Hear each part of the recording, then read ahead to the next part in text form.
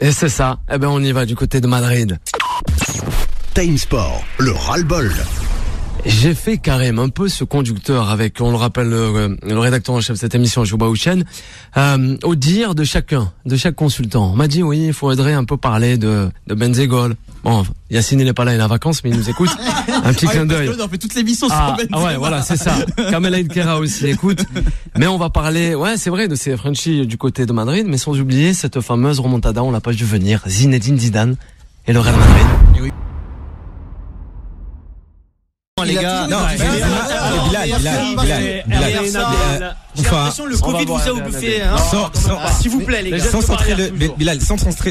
vouloir centrer le débat sur Benzema, il a toujours été discuté au Real Madrid. Voilà. De nombreux sociaux madrilènes ont même attribué le surnom Benzemalo. Je pense qu'il n'y a pas besoin d'avoir fait espagnol LV1.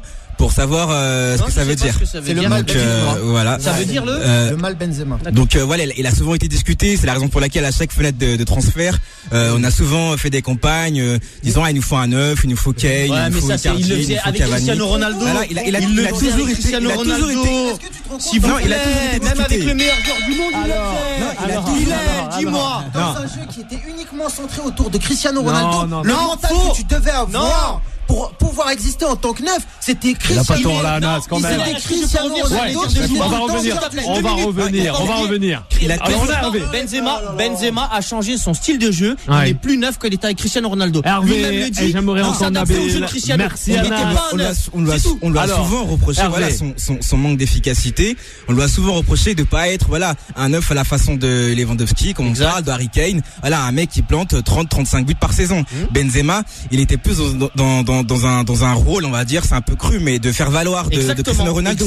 Et cette saison, depuis que, dans les deux saisons qui sont passées, maintenant que Cristiano il est parti, il est plus sur les feux de la rampe, il est plus sur les feux des projecteurs, et du coup, on le sent vraiment comme étant il a vraiment pris la place du leader d'attaque. Mais pour revenir à ta question initiale, pour moi, le patron de ce Real, post-Covid, pour moi, c'est Sergio Ramos. Il est revenu comme une bête, il est revenu, vraiment super affûté, et on sent qu'il porte toute l'équipe derrière lui. C'est le référent de cette équipe. Il a apporté au Real de nombreux points. Il a permis au Real de remporter de nombreux matchs étriqués. Et j'aimerais également mettre en valeur un gardien qu'on a parfois souvent critiqué. C'est également Thibaut Courtois. Pour des raisons un peu du sujet. On parle du Real. Le Real n'est pas Benzema. Ici, quand on vient sur Time Sport, on a souvent tendance à faire le parallèle, surtout quand Yacine est là. Real égale Benzema.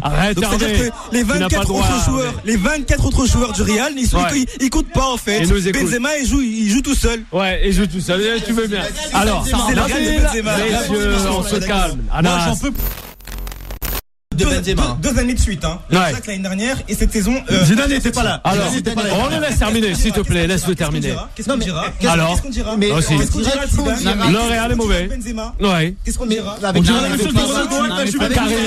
Merci. Karim, on écoute. Faut pas avoir la mémoire courte. Quand même, Zidane, si le Real est champion, et ça paraît très vraisemblable, ce sera quand même une grande victoire, sachant que le Real n'a gagné que 2 titres, je crois, au cours de la décennie, au cours des 11 dernières années. Le Real, quand même, c'est pas mal, mais pas comme pour le Real. Ça veut dire que la Liga, déjà, elle est très difficile. Et donc ça donne d'autant plus de crédit à Zidane pour son retour. Les comebacks sont toujours très difficiles.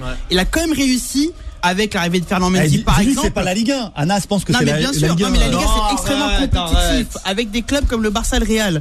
Mais là cette année, ce qui est quand même fort, et là je reviens à ce que disait Hervé tout à l'heure, vous dites que Benzema c'est le boss et que grâce à lui. Non, Zidane quand même, c'est lui qui fait venir des joueurs comme Varane, comme Fernand Mendy. Il a l'œil, il arrive à les installer, et en plus de ça, il a réussi à transformer l'état d'esprit en cours de route, alors que quand même, si on se souvient bien, en début de saison, c'était dur quand même pour le Real. Ils ont eu quand même des moments faibles. Ils ont eu des moments de crise, ils ont eu des moments faibles. Zidane était conspué.